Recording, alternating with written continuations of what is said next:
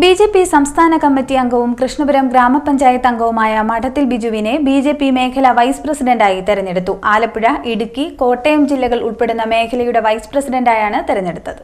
BJP സംസ്ഥാന committee അംഗവും കൃഷ്ണപുരം ഗ്രാമപഞ്ചായത്ത് അംഗവുമായ മഠത്തിൽ ബിജുവിനെ ബിജെപി മേഖലാ വൈസ് പ്രസിഡന്റായി തെരഞ്ഞെടുത്തു. ആലപ്പുഴ, കോട്ടയം, ഇടുക്കി ജില്ലകൾ ഉൾപ്പെടുന്ന മേഖലയുടെ വൈസ് പ്രസിഡന്റായാണ് മഠത്തിൽ ബിജുവിനെ തെരഞ്ഞെടുത്തത്.